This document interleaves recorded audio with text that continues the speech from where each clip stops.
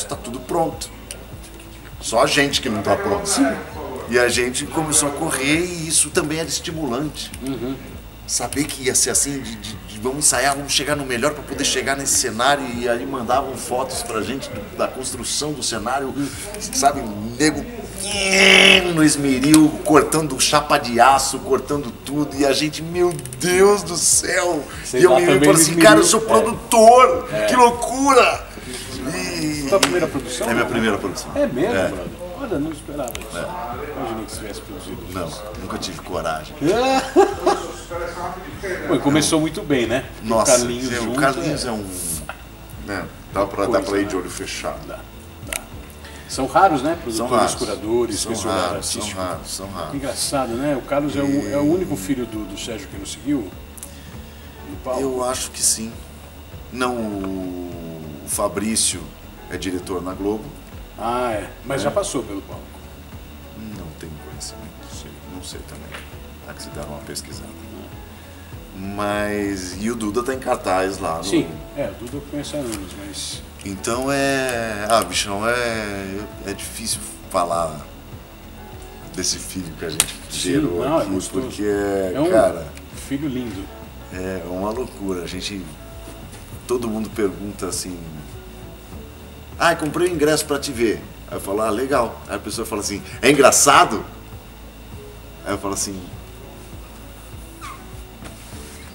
ó, tem uns 3 segundos que são bem engraçados. Mas ri muito nesse Não é? nesse É pedaço. isso. Depois você vai pedir pra nunca mais rir. Isso. Mas Não tem ninguém e aí que se essas incomode com isso. as pessoas saem daqui, elas ficam. Exato. E esse estímulo final do papo, essas pessoas Porque vão ele é falar disso catalisador todos da os- peça. Exato. Porque a gente comenta coisas aqui, coisas do nosso pensamento, que elas é a cereja do bolo do espetáculo. Porque elas saem daqui com um outro entendimento. Você vê gente que não perguntou nada, mas você fala assim, aquela pessoa está incomodada. Você vai falando, de repente a pessoa faz assim, Isso. e você fala assim, é para essa pessoa que eu faço. Tudo isso aqui hoje foi para essa pessoa. Muito Então bom. é incrível fazer isso aqui. Obrigado que você está aqui hoje. Eu que agradeço. Eu ver de novo. Hoje Porra. vem mais gente, hoje o Cris assiste também. Opa! Estamos aí, acho que eu venho também. Isso. Obrigado, viu, brother? Obrigado. Vai lá trabalhar. Fica bonito. Minha música de saída! Por favor.